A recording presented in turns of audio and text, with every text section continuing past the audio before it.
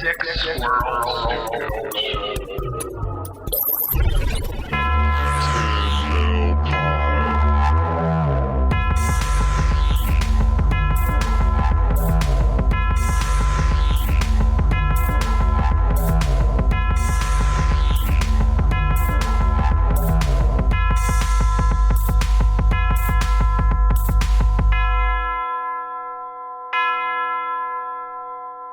I didn't know pro wrestlers reused their promos in different territories, and it has been bumming me out.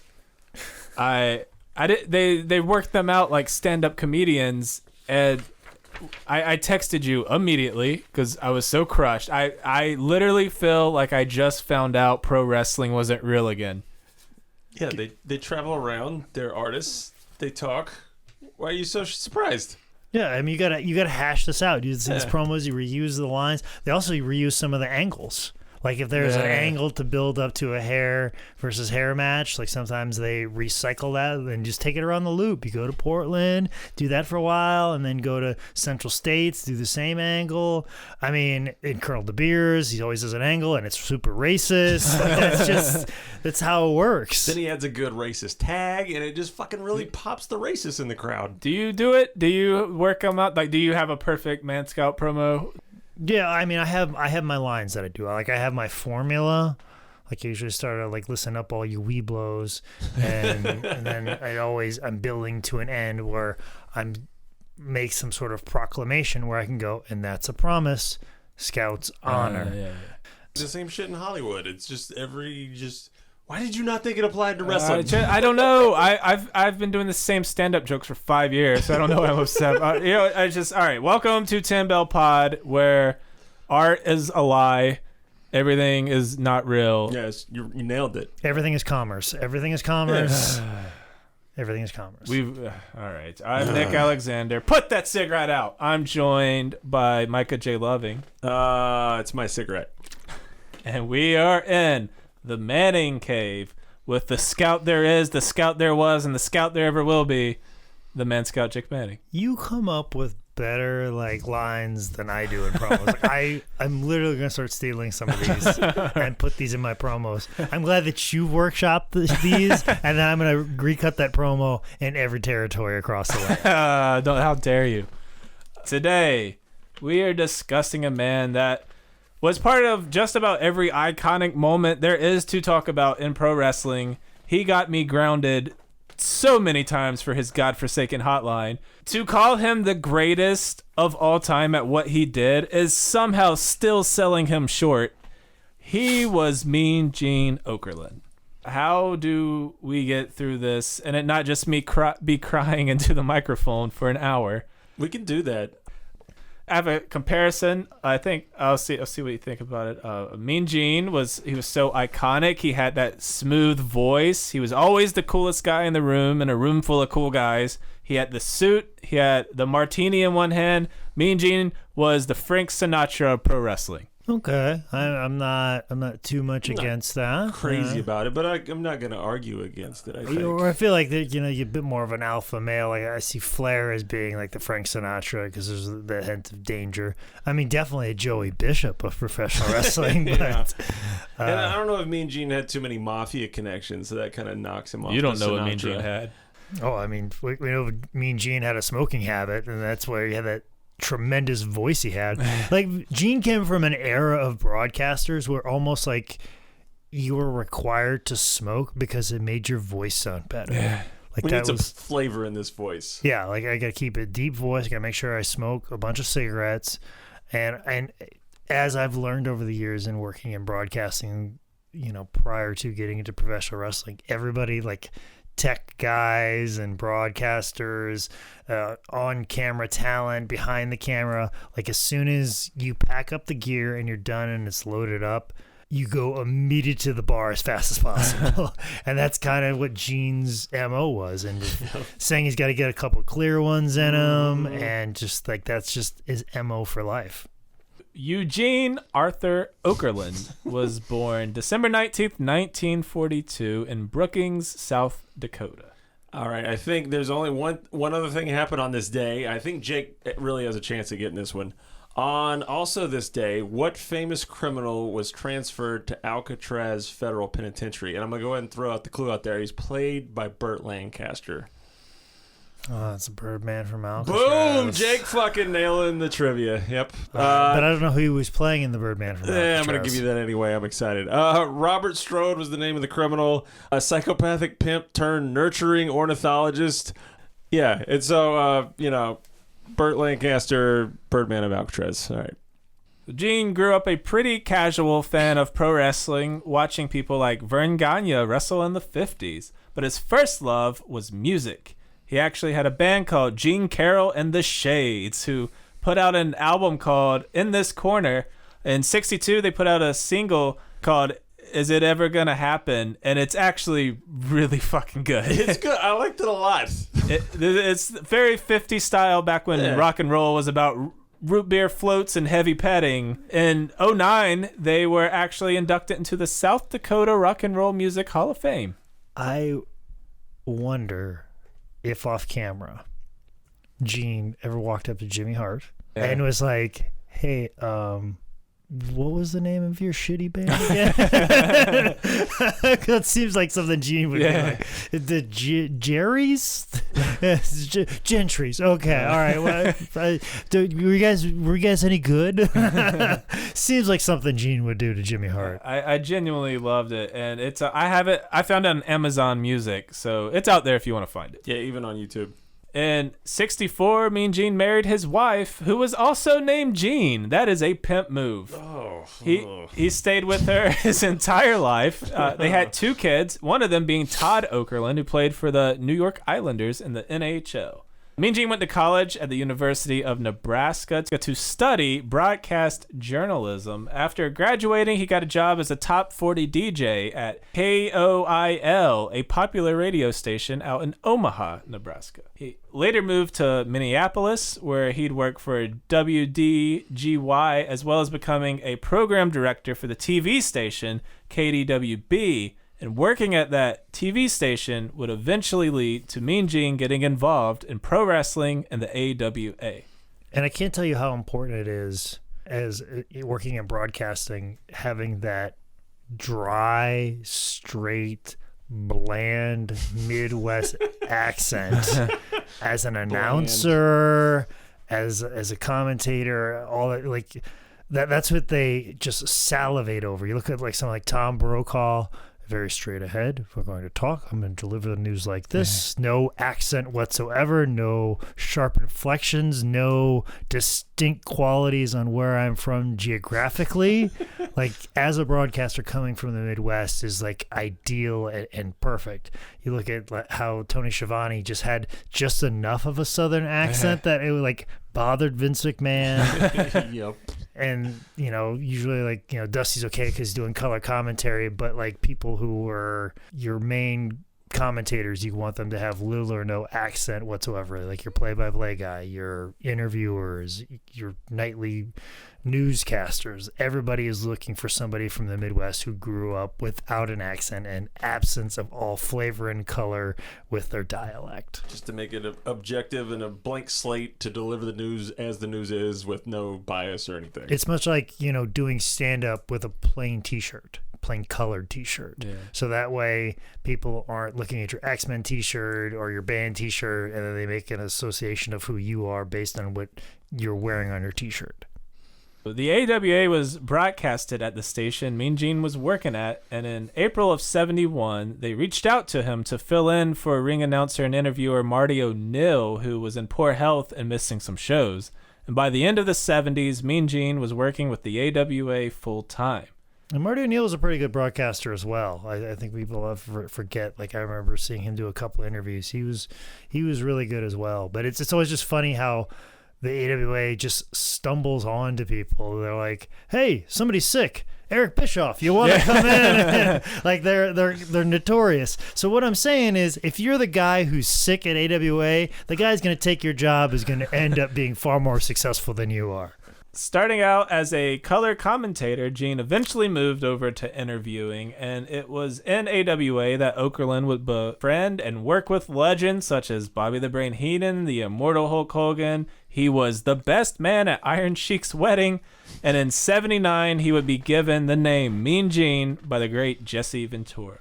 Legendary story about that, as it goes, as I've heard it multiple times over, is that Jesse Ventura was talking about how he was hanging out with the Rolling Stones and partying all night with them, and then I think Mean Gene made some quip like, "Oh, Jesse, you're so full of it," and then Jesse Ventura goes, "That's mean, Gene," and then it's stuck ever since then, and just some of like Hulk Hogan beating it in our brains for the next several years. Also, too, best man at Iron Sheik's wedding.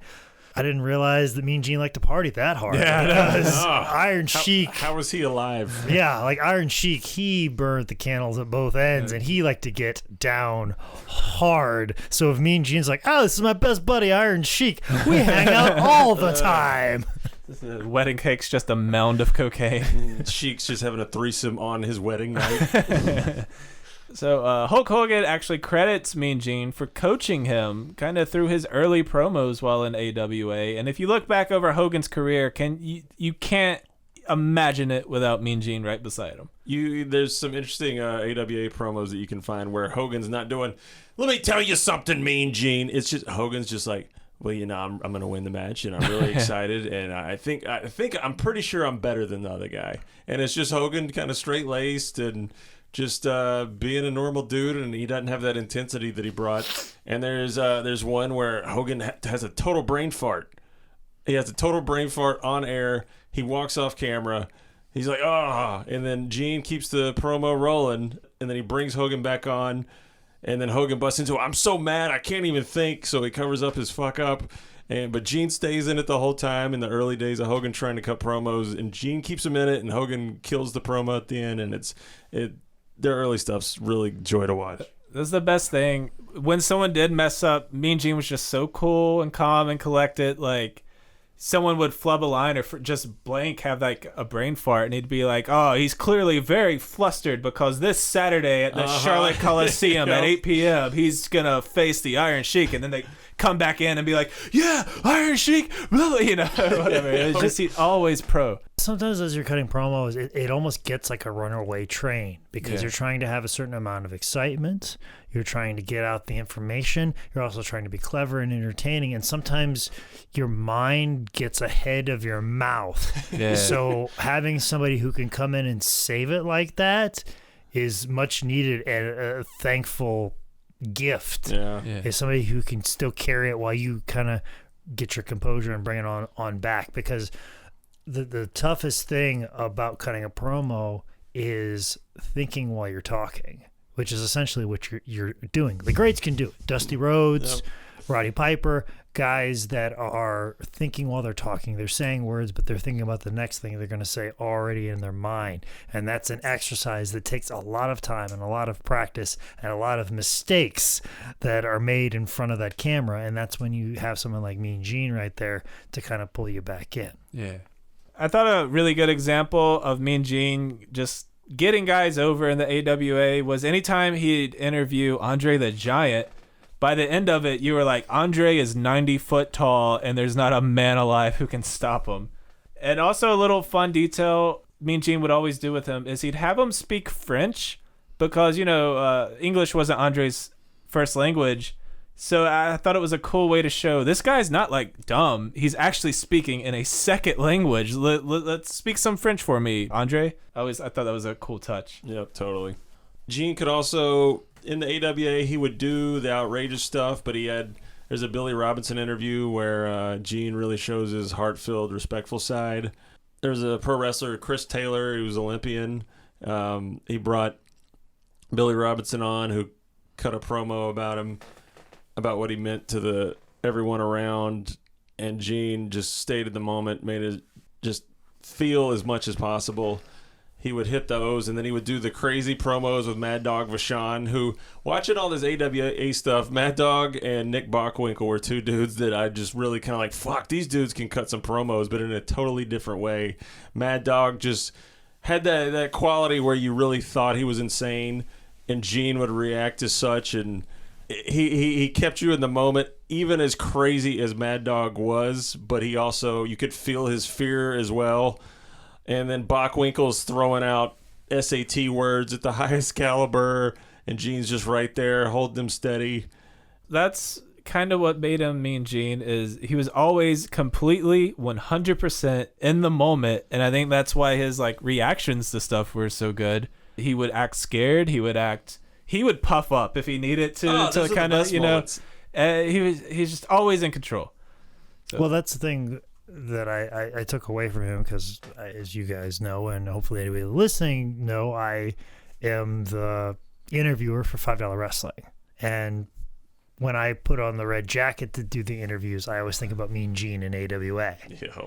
Yeah. So much, in fact, like, we was thinking, I think Mean like had like a little pinky ring or something like that, or a little ring or something like that. And I remember Colt's like, "Hey, you should get a ring like Mean Gene," But I'm worried that the ring will be like, I'll be tapping it on the microphone, so I don't want that. And I'm not a big ring wearer, anyways. Neither is my father; he doesn't wear a wedding ring. So, but I always think of Mean Gene like being so in the moment and those follow-up questions. But I always kind of take it that extra step, and like, when I interview these guys on $5 Wrestling and they say the absurd thing where Gene would kind of make it make sense, I would be like, wait a minute, that was stupid. What do you mean by that? I'll ask the question and get more in depth with it. Like, what do you really mean by that? Or Gene would take it and enhance it. I will take that hard left the other way. Yeah. But Mean Gene is for sure my influence when I do interviews on $5 Wrestling. I always think about him. I'm always doing stuff with my hands, just like Gene. And when I'm talking just like Mean Gene, with that finger up, talking to the camera. Like I'm standing here with a freight train here. It's all me channeling Mean Gene as much as possible, but I'm actually saying the thing and asking the question that Mean Gene wants to say, as opposed to asking the question that saves the interview. So for him to have that natural gift is something that I study time and time and again. When I see a Mean Gene promo, I take the time to really kind of watch it, mostly because I'm trying to see what he's doing so I can apply it to my backstage interviewing and my own personal style. And that's why I always throw on the jacket. I always do a different color jacket, because I think about Mean Gene with the ridiculous jackets in AWA, because I think he'd have like a big red one, and then he'd have like an outlandish tie. I think he had like AWA always had the weird one. He had the tux in WWF and WCW, but the AWA always had these weird jackets. I always kind of like pattern my interviewing style after him, and I just think about him, and I'm channeling him every time I start it. Like, and sometimes when I start an interview for $5 Wrestling, when they say you're ready, we're rolling, we start it, in the back of my mind and the thought before words come out of my mouth, I think, what would Mean Gene do? And then I go. And then sometimes that's the thought that I have. You reach off camera and grab a big drink, put that down. That's exactly what the fuck you do. And probably grab a joint as well. Mean Gene stayed with AWA until the end of 1983, when he and pretty much the rest of AWA jumped ship over to WWF. Apparently, Hulk Hogan played a huge hand in recruiting Mean Gene over to the WWF.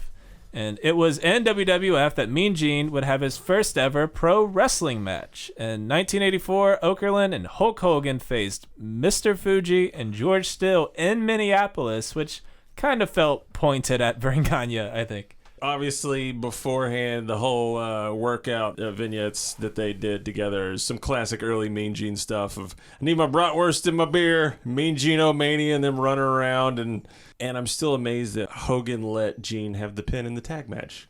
Hogan's no dummy. He knows who the star was. He knew this was Minneapolis. Hulk's like, if this was New York, I'm getting the pin. Right. Yeah, but since we're in Minneapolis, I'll let you have the pin. The best part is that Hogan does reach over and like push on Gene's butt. It's Whoa. like, I'm part of this. Because he's afraid that Fuji's not going to do the job. So he's making sure he keeps him down. It would have been great if when Mean Gene accidentally got tagged in, he just springboard hurricanrana into like Canadian destroyed the animal still. That's the one little, like, Gene only has a couple spots in this, and he easily could have botched them, and as small as they are, it's just like jumping away from animal, but he nails all his spots, and he fucking does it, man.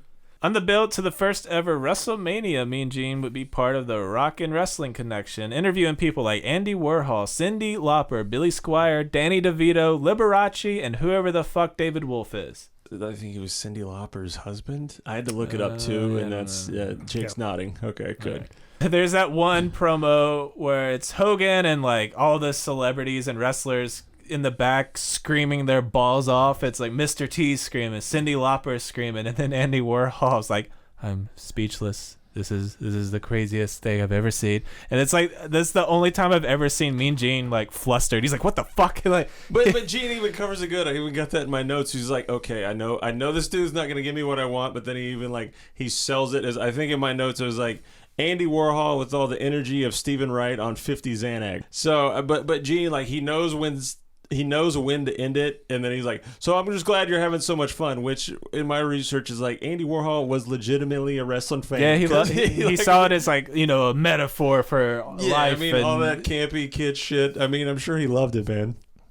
WrestleMania 1, when someone no-showed to sing the national anthem, it was Mean Gene who stepped up and crushed that shit because he was literally good at everything. One of the weirdest things is, in all this, there was supposed to be another singer, but one of the biggest mysteries is even to this day, they will not reveal who the fucking singer is. I don't understand why we're holding stuff so close to the vest 30 fucking years later. If anyone knows who was the original singer, I want to know. I only want to know because no one will tell me. It was around this point where Mean Gene would begin his run as one of the most important figures in pro wrestling, whether it was an opening bout, a mid-card title match, or Hulk versus Andre at WrestleMania 3. Mean Gene was there, a centerpiece for every great story in WWF. And as WWF grew, so did Mean Gene's workload. Since WWF would run 3 shows a weekend in 3 different markets, Mean Gene would have to cut promos for each wrestler for each market, which sometimes led to him recording over 100 promos a day. Gene quoted himself in one of his shoots where he said it was either 86 or 87 that he cut 141 2-minute and 54-second promos. And he said kind of the norm was about 110 or 120, but they are always 254 or 154. Jesus. On top of that, he was hosting All American Wrestling at the Event Center and a Johnny Carson-like show, Tuesday Night Titans. Plus, he was doing interviews, studio spots, and full-blown sketches for Coliseum Video. Let's get into some of these 80s WWF promos, which are considered by many the greatest of all time. Let's start with the obvious one, Hulk Hogan. The one that I got first up on mine is the Hogan promo at WrestleMania 4, which, in doing all this, Gene is just, when Hogan cuts a promo, he pretty much just goes off and he's all by himself. Gene is the face, he's the visual counterpiece that makes it work perfectly. He holds the mic great. He reacts. He's right there, and his face makes Hogan's over-the-top psycho shit seem okay. And the first one I got here is the WrestleMania 4 one, where Hogan emits such great lines as, "Thank God Donald Trump is a Hulkamaniac." And he cuts an Ultimate Warrior style promo about slamming Andre so hard that the floor is going to fall out, and Donald Trump and the Hulkamaniacs are going to fall into it, and Donald Trump's going to be hanging on the top of Trump Plaza, but he's going to hold his family under his arm because he's going to get rid of his materialistic possessions. So Hogan really doesn't understand Trump, and then he's going to backstroke, and I don't know. The fact that Gene did not crack up during this is a testament to his ability. Trump is a Hulkamaniac like he's a Christian, where he just says that so people will vote for him, and he doesn't actually represent the values of either. Oh. I thought they just, because they both said the N-word. Fuck you. I hate you so much. And then you have the promos with the Macho Man. Cream of the crop, cup of coffee, the beat goes on. This might be controversial, especially for Nick. Flair, Hogan, Savage was Mean Gene's best promos. Incorrect. Thanks for playing. See, okay, this is probably going to piss off other people too. But when Flair and Hogan get into it, it is all them. Gene is there. He is that visual, the person we know and love. And if he wasn't there, it's not complete. But Flair's going off on a tangent. Hogan's going off on a tangent. But when Savage was there, he would have levels to his shit. They begin this ongoing gag that probably goes on for 4 years, where Mean Gene is so infatuated with Elizabeth, and he was such a good actor that he would just light up whenever Elizabeth would show up. They would keep it going. It would turn into Elizabeth being there, and then him and Elizabeth would start chatting, and then totally ignore Savage. He's like, oh, I'm only the Intercontinental Champion. I'm just standing here. And then they would finally get back to him, and then it would turn into how Mean Gene and Elizabeth were talking about their tennis game, and then the private conversations they would have because Savage didn't want her around anymore. And it was this ongoing gag that went on for like fucking 4 years, and just the layers to this was beautiful. And the way that Savage would throw stuff out there, and Gene, this was another good quality where he would pop back at Savage, and Savage would just have the best fucking lines, and it turned their stuff together into the different level that I think Hogan and Flair have, where they were a true team. My favorite moment of the Let Me Tell You Something Mean Gene promo that the WWF put together, which is really good. There's a behind the scenes moment. It's Savage out of character, still in character, but they're not doing a regular promo. And Savage goes, "You hit it right on the money," talking to Gene. And then Gene talks about how Savage should say the WrestleMania 5 promo. And it's two artists working together. And that behind the scenes shit, just like, oh my God, it's so good. I love when you see those little interactions of people working together to create something. My favorite promo of all time, if I have to put something on it, is probably "And the Beat Goes On." Because Savage is so fucking out of his mind. But Gene pulls it back. It's either that one or Sid Vicious's fuel-injected suicide machine. I cannot say enough how good Gene and Savage fed off each other. They were fucking mwah. I think Gene was at his best when he would have outrageous characters.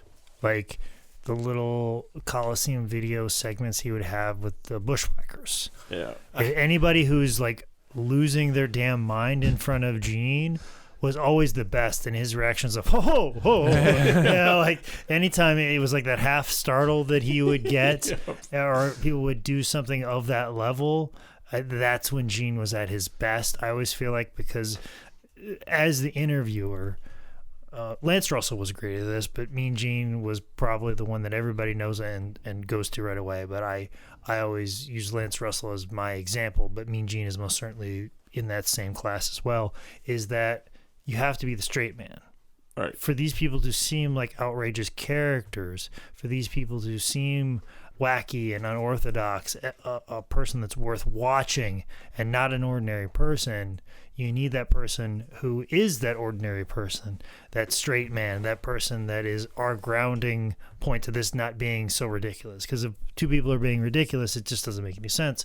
But if you see Mean Gene like, oh, that's a representation of the everyman, the common man, and how a normal person would react to the things that are said, and says the things like, how could you possibly say that? Yeah. Or you're a dastardly person. You know, like, oh, these guys are crazy, or I'm startled from them jumping out from underneath these pile of leaves. Like, anytime there was an over-the-top character, his reactions were always the best and made those people larger than life. We always talk about 80s WWF having larger life characters. It's because Gene always made sure that he pushed them up onto a pedestal and made them larger than life. Totally. I don't know what triggered me to write this, but I have the Bushwhackers have to be like a minstrel show for Australian people. That's just New Zealanders. Yeah. Yeah, they're New Zealanders. Separate As I've fucking learned. Do not fucking get them confused. And if there is anybody who claims to be Australian that is not liked by an Australian, they'll just dump them off on New Zealand. Like, oh, he's not really fucking from Australia. He says he is, but he's really from New Zealand. that's happened a lot.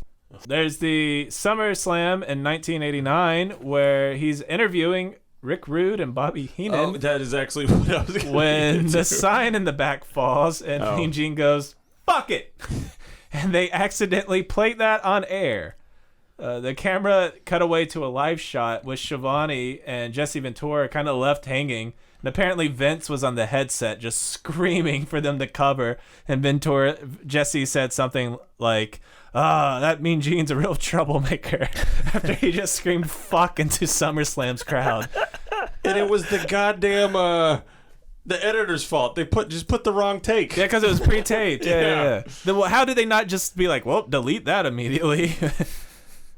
Right after Rude loses the belt to the Ultimate Warrior, when Piper comes out there and shows his butt or his pants, it's one of the best Heenan, because at the end of this thing, Heenan is so fucking upset. He has a breakdown and he's like, and Gene's like, get a hold of yourself, man. And Gene is just losing his fucking mind. Heenan is losing his fucking mind. It is just gorgeous. Any interaction between those two is just perfect. Yeah, because Gene knew what his role was. Straight man, always. Uh-huh. And Heenan could play it straight, but he knew that he had a straight man that was going to be there. So you always saw a more exaggerated version of Heenan next to Mean Gene, because he knew he had a strong and grounded straight man. Yeah. So he's like, okay, well, he's going to play it straight. I need to be more ridiculous to be in a different space than him, so we could coexist in that realm. And we can't not mention his work with the best there is, the best there was, and the best there ever will be, the Gobbledygooker at 1990's Survivor Series. God bless Hector Guerrero. I used to watch him on WCW Worldwide all the time. Like, the egg wasn't even cracking yet, and the crowd was like, boo. It was so good. No, what do you mean, Nick? It was pre-cracked the whole fucking time. Everyone knows this is like a horrible segment, but the only reason it isn't like Shockmaster level was because Mean Gene was out there to save it. He sold it so much, and it goes on and on. And literally for fucking on. And also Piper is just like, oh man, the kids are loving it. Yeah. They're trying to put it over so hard. And there's a good moment where you can feel the cameraman trying really hard to find someone reacting at all to what is happening. One thing I discovered while really digging deep on the Gene promos is type in WWF/WWE UK Outtakes 1986. You get 28 minutes of uncut footage of Gene working for, I think they're in France or London or some shit, and it's just them cutting promos back to back to back to back of him having to do stuff for the angles and for all the matches there. And you get Gene just be like, this is going to be 254 on the Sky Channel, this is 154, play date to be determined. And then they bring in like Hillbilly Jim, and you get Gene just off the cuff asking questions about the promo he's gonna cut, like what's the name of that other jabroni, and Gene cussing, which is just always fun.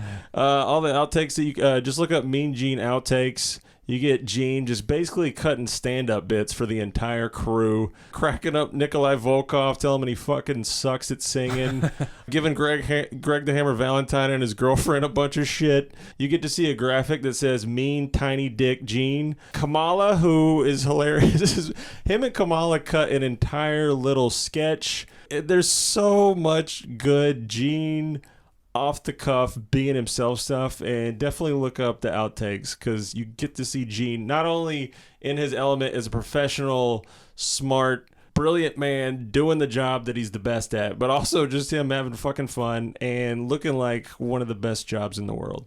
By 1993, Mean Gene felt that he had done everything he could possibly do in the WWF, and he said it was time to move on.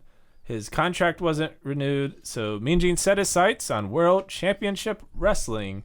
And Gene said that as he left, the entire locker room gave him a standing ovation.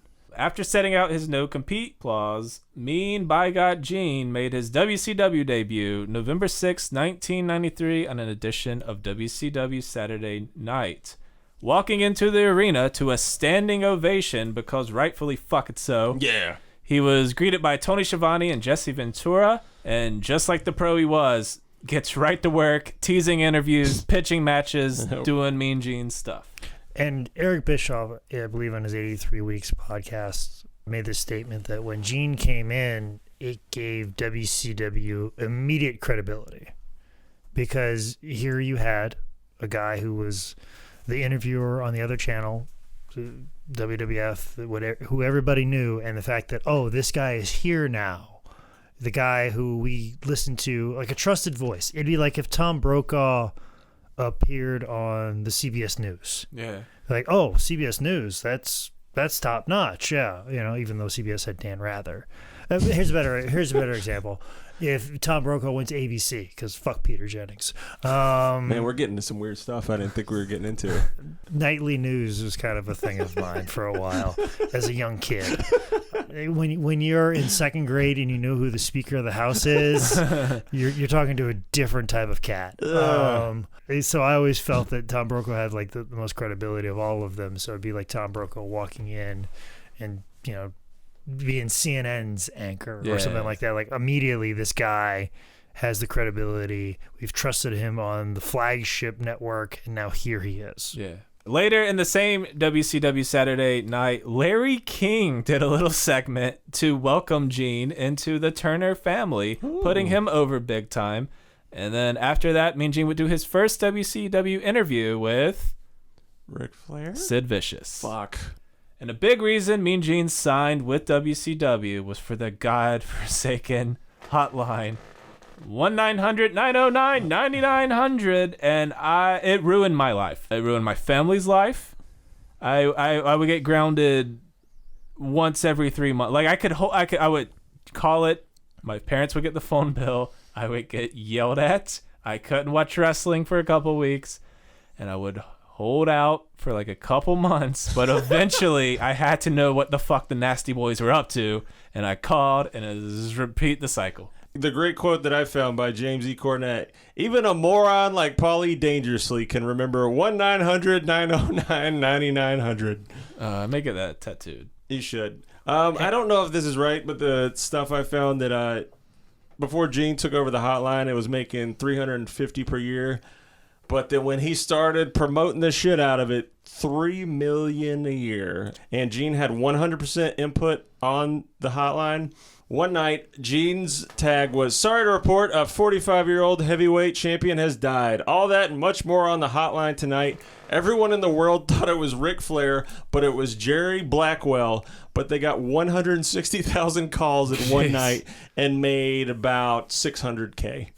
Yeah, how does it make you feel, Nicholas, that he was just basically clickbaiting you? Like basically Mean Gene was BuzzFeed in 1995 and 1994. The worst part is I trusted him so much, and I just wanted to call and hear Mean Gene talk. And he shit all over it for 29 cents a minute. Last one on the Mean Gene shit. I found a thread where this dude was really pissed off and call the hotline. Mean Gene is spreading rumors again. This is February 15th, 2001. And the dude goes, "I went to WrestleBoard.com and it looks like Mean Gene Okerlund is out spreading rumors again. He claims that ECW has officially shut down and Paul E. Heyman has accepted a deal with the WWF. Doesn't Okerlund have anything to do besides spread rumors? What a load of horse shit." By the way, ECW would shut its doors in under 2 months. Yeah, like it's literally just what happened. So Gene fucking nailed that. Thank you very much. Yeah, but at that time, that's like saying like the Titanic's sinking as soon as it hits the iceberg. Like they already hit the iceberg. The Titanic's gonna sink, and he's just saying that from the back. But of the Heyman boat. didn't even tell his own wrestlers. So shit, man. He's just guessing. It's just educated guesses. All right, what are some of your favorite WCW promos? The one right below this is the Booker T one, but I can't say too much about that. I would just give it 2. That's another one where like Booker drops that and Gene doesn't skip a single beat. Yeah, nothing. There's not like even a little wry smile. There's not a single face crack, and he just goes right through it. And yep, the rest is history. I think what he thought was, ooh, I wonder if anybody heard that. Let's just keep moving on, because if I sell it, Then it's an issue. It's an issue. Right. But if I just no sell it, maybe everybody weren't really paying attention to what it was saying. Like, what did I hear? Did I hear that? But I think the most memorable WCW promo that Mean Gene did have to be his in-ring for Bash at the Beach. Yeah, that's 1986. gotta be it. That right up there, just him speaking for the fans, and here's Hulk Hogan, who he has all this history with, and calling him trash. What a just perfect moment. Yeah, just encapsulated and perfect. Like, that's WCW at its absolute 100% best. Yeah. Also, too, I think another great Mean Gene promo was one he did with Piper. And Piper was talking about, because they were doing the whole thing about the whole angle about Piper having a hip replacement, and he only had one good leg, and all these promos were being cut. And I'll never forget Piper saying, "Well, I guess I'm just a one-legged man in an ass-kicking contest," and then hopped off camera, and just Gene just keeping his composure and then closing it out. I was like, that's what a pro does. That's what you do. You know, especially and just contributed to it, and then just punctuated it even more. I remember getting really excited when I first got into wrestling and learning what ECW was, and then Raven was like I think the first big transfer from ECW, or the big one. I think like Public Enemy had already done it, but Raven was the first one that I was really fucking excited about. And Raven made the WCW move, and they started that whole angle with him and Stevie Richards at ringside, and they're just sitting there hanging out. They're not even officially part of the team, so Mean Gene would go down there and kind of inquire what you guys are doing here, and then Raven would throw a bunch of Edgar Allan Poe gibberish bullshit at him, and then he would ask him who Stevie Richards is, and then Richards would open his mouth too much, and then Raven would beat the shit out of Stevie Richards, and then of course Gene was like, "Oh my God, this is just, you're beating him like a redheaded stepchild." And I remember just Gene trying to find out who Raven was, and the crowd marking out for Raven beating the shit out of Stevie Richards really helped put Raven over in those early days. Oh, so Raven beating the shit out of Stevie Richards in WCW, that was kind of what he did in ECW too. So what you're saying is Raven just the same exact angle that he did in ECW? Well, a wrestler copy an angle and then transfer to another place. Pshaw, Micah Loving. Nick doesn't like it. I could see how coincidentally angles would happen again, but it should just be a series. Stop being a Raven apologist, okay? Like, I think Nick has a real problem with the actual words. Like, stories, there's only a limited amount of stories, right? But just like the collection of words, there's so many more possibilities. And you feel, is that the thing? Yeah. Dusty can only say hard times once. He can't say that in every city. Okay. So Mean Gene wrote the ship down as it sunk, and when WWF bought WCW, he was absorbed back into the company, and Mean Gene Okerlund was back home. His first assignment back in the WWF was for the Gimmick Battle Royal at WrestleMania 17, April 1st, 2001, alongside Bobby the Brain Heenan. They're basically Statler and Waldorf, roasting everyone, making jokes. It is truly wonderful. It's a quick match won by Iron Sheik, and Gene said the reason Sheik won was because he was the only wrestler in the Battle Royal that physically could no longer take a over-the-top rope bump, so he had to win. From there, Gene would pop up here and there on WWE TV and later the network. He hosted WWE Confidential in 2002, and that lasted for 2 years, as well as WWE Madison Square Garden Classics, a weekly series airing on the MSG network. He was also the host for WWE Classics on Demand Hall of Fame section. Mean Gene was inducted into the 2006 Hall of Fame, and Vern Gagne was put in that year. Bobby Heenan was on the dais. Inducting him was Hulk Hogan. It couldn't have been a more perfect circle for Mean Gene's career, and his speech was obviously amazing and funny and classy. In June 2008, Okerlund began hosting WWE Vintage Collection, and at the age of 66, he still cranked out over 100 episodes. Jeez. November 15th, 2010, Mean Gene was there to conduct interviews for an old school episode of Raw, where he did interviews on like the 80s little half stage halfway up the ramp. It was good. I recommend watching that whole episode of Raw, which I don't think I've said in years.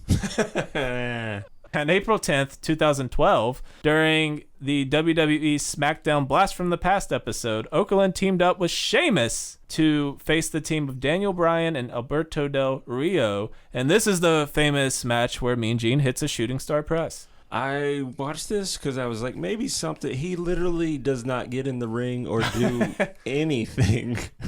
The most important thing about this match is that Sheamus and Mean Gene's team won, making Mean Gene undefeated in the WWF and WWE. Also, we kind of glanced over it because we fucking should have, but Mean Gene had a short 2-match feud with Mark Madden in the Vince Russo abortion days, which Gene actually called it on one of his shoot interviews. Gene got 2 wins over Mark Madden there, so I think Gene is officially 4-0 in wrestling matches. I should name like a metal band, Vince Russo Abortion. He did his best. No, all right, he did his goddamn best. Like, fucking, was he great? No. Was he really kind of shitty at times? Yeah, but if put through the proper channels and the proper filter, did he deliver a quality product? Yeah, he did all right. Wow. This is so easy, though. It's like silver platter shit. Come on. Yeah. In 2011 at WrestleMania 27, Mean Gene was in the house to cut a promo with The Rock and Pee Wee Herman, and you couldn't have possibly hit me in the nostalgia harder with those 3 people.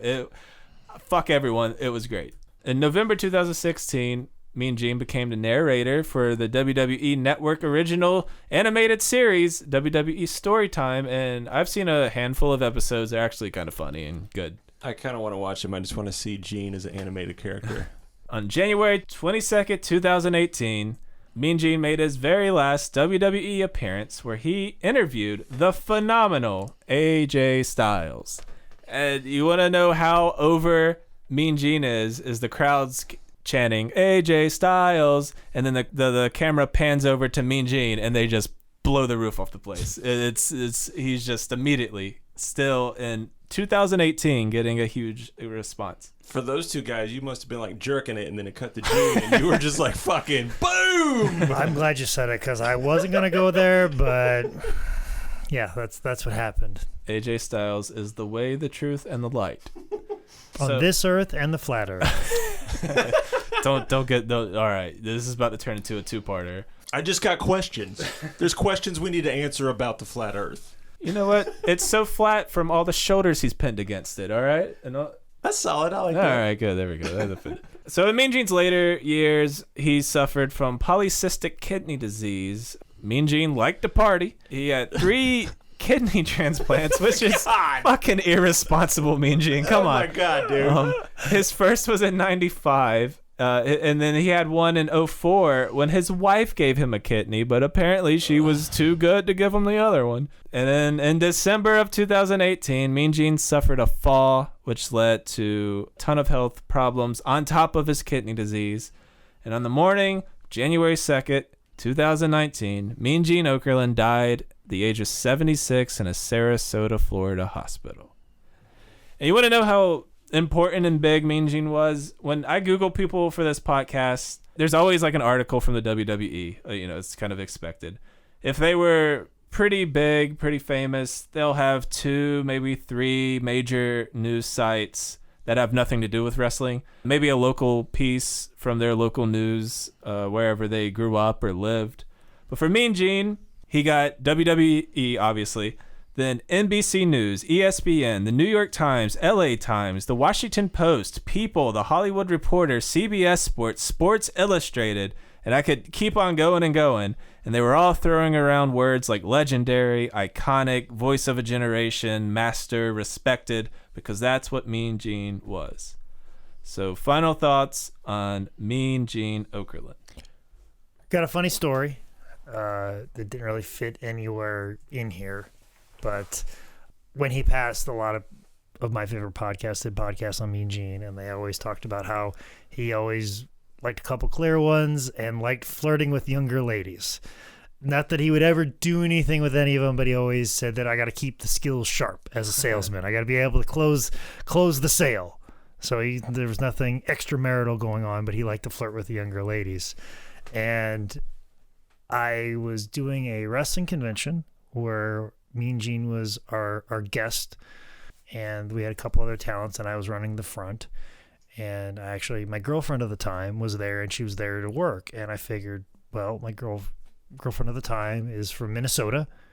Gene, South Dakota, Minnesota guy. I'll just put them together. And, she has a charm about herself. And, me and Gene and her, they'll have a good time and be minimal worries. So as the day goes by and I get kind of a break, I check in on my girlfriend at the time and say, hey, is everything going okay? She goes to me, oh, me and Gene are having a great time. He is flirting with me non-stop. I'm like, really? Me and Gene Okerlund? She goes, oh, yeah. I'm like, all right. And then I go back and do some more work. And then I come back around and she is like on Gene's lap. I don't know how that all happened, but like he had charmed her and she just was sitting on his lap saying stuff like, oh, Gene, you're being ridiculous. So he was a charmer, man, even in his late life. And, when he passed, he listed off all those news sites and you're talking about, legendary, voice of a generation, iconic. All of those words are absolutely true. But I think the thing that people may not realize, and I hope everybody realizes, the way that he got those titles of iconic, legendary, these high descriptive titles of him, the way he got those is by just hard work, just simply doing his job to the best of his ability every single day. That's it. I mean, he was great. He had talent for sure, yes, but he just showed up and did his job every single day, being professional, being on time, doing what was asked of him, going the extra mile if need be, but doing what the job entailed every single day without fail. Like, you can't think of anybody that's had a story of like, oh, well, Gene was out late last night, or this happened, or he was in a bad mood, or this was going on, or this was going on, or this happened, he said this, or this, he was mad at this guy, or he rubbed it. And he's like, no, he just did his job and moved forward. And then you hear the stories like from Bruce Pritchard that if I ever got to a point that people were dicking around or moving real slow, he's like, hey guys, we need to focus on the task at hand. I know there's other things we got to worry about. But we got to deal with recording these pre-tapes because we have to have them over to the truck immediately. We have to record these promos so they get out. So let's take care of the things that we immediately have to take care of right now, and then we'll worry about that other stuff when we get there. Just that focus and just doing your job and doing your due diligence every single day. That's what made him a legend. Gene was a huge part of my childhood. I know that sounds cliche, and I'm sure everyone's saying that, but it's like I have to fucking say it because it's true. Gene made me believe and be a fucking mark. Gene made me fear for both opponents because both of them were ready to fucking kick some ass, man.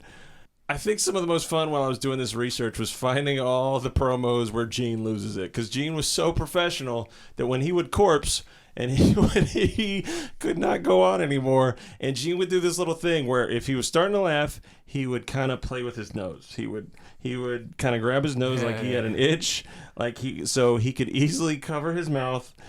And as much as he could, sometimes it would work. Just look up Gene Corpson, just the stuff with Wendy Richter and Paul Orndorff. There's so many, man. Just put them in there, they'll pop up. We wouldn't have Who Are You to Doubt Al Dandy without Gene. Look up Battle Bowl 93, Mean Gene being a perv, where it's him and Fifi picking the Battle Bowl balls out of the thing to see who teams up together, and Gene's just doing every fucking innuendo-y, pervy sex joke ever. The build-up to Ric Flair and Vader's Starrcade 93 match, the one where Flair had to put his career on the line against Vader's belt. And there's a segment where Gene interviews Flair in his cabin in fucking Minnesota. And it's just Gene. I mean, he plays it like Gene plays the true sports reporter. He's the one that Bob Costas talks about. That, like, no matter how silly it got or no matter how ridiculous, he made it real. But it went past that. Gene was a true reporter getting a scoop. He was getting the insides of an athlete who was about to have the biggest match of his life. And they sit there in front of a fire. The best part is Tony Schiavone is shown at the beginning of this, and then they cut him out of the shot, and you know he's just sitting over there the whole fucking time not doing anything. But Gene sits there and interviews Flair, and this is some of Flair's best acting. They make you care so damn much. Oh man, it's some of the best shit that I didn't remember that Gene did with him, and it brought a true realism and a feeling that this really was, even if you thought wrestling was real there, the family was involved, Gene's emotions were just maxed out, and you really thought, shit, Rick might lose and we'll never see Rick again. I can't recommend looking that stuff up enough.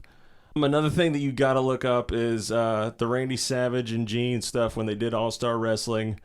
I watched hours of this shit, and I just had a ball. This was some of the funnest damn research I've had to do. And honest to God, I found one of the coolest things I have ever found. Just type in WCW Monday Nitro promo. There's 2 of them. And it's basically behind-the-scenes filmmaking of Dusty Rhodes directing a backstage segment with Gene cutting the interview, and then Bret Hart and Scott Hall in the background discussing things. And you get to see Dusty directing. You get to see like Bryan Adams just like, oh, I'm going to go in this door. You get to see Gene like smoking off camera. It's like a film set, and I've never seen this fucking footage before. And it was just the most amazing things I've ever seen. Because Gene could do it all, as we've said. It's the full spectrum. Funny as hell. Serious. I mean, he could do it all. So not that there ever could be, but wrestling doesn't even have the structure to have another Mean Gene. You know, especially in WWE, you have like these kind of robotic backstage interviews.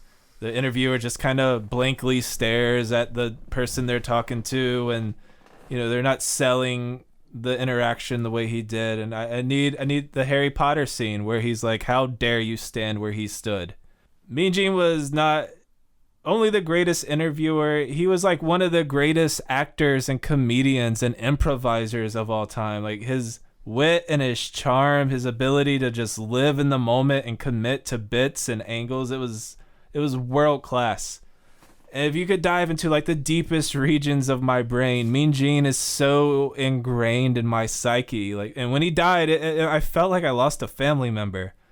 Like, he was just always there, from my first memories to being a teenager to the day he passed. Like, wrestling without Mean Gene doesn't even make sense. And I feel very lucky that I got to meet him. I got to shake his hand. And I remember seeing him at WrestleCon in Orlando and thinking, if I don't meet Mean Gene and something happened to him, I'd never forgive myself. So I did the whole meet and greet picture thing, and I was so tongue-tied and nervous.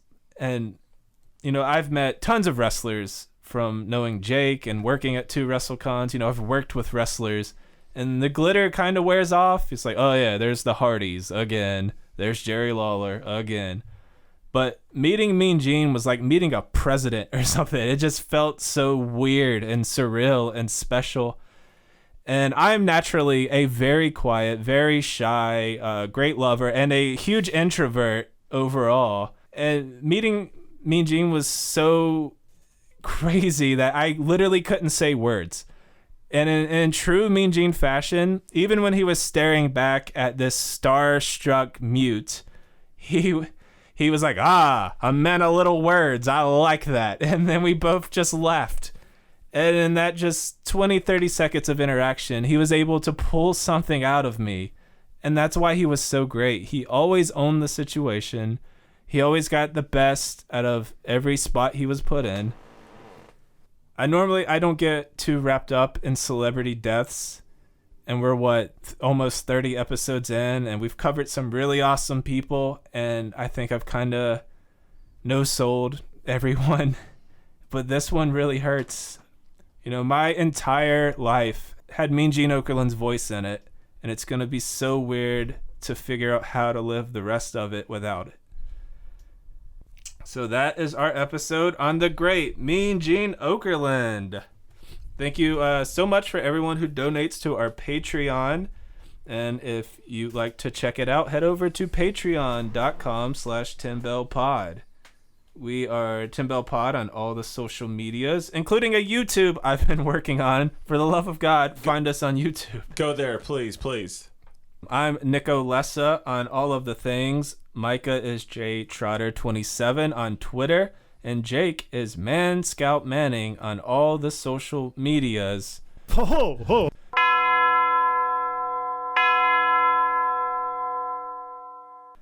Ladies and gentlemen, thank you for listening to the 10 Bell Pod. This is the Man Scout Jake Manning letting you know if you really want to support the pod, why don't you support us on Patreon? And it's very simple to do. Just log on to patreon.com/and/or /. We don't know how slashes work. We live in a digital age, and you can just Google everything. And actually, you know what? While you're all in there Googling 10 Bell Pod on Patreon, why don't you Google what's the difference between a backslash and a front slash? So while you're there and you figure that mess out, make sure you log on to patreon.com/and/or /10 Bell Pod.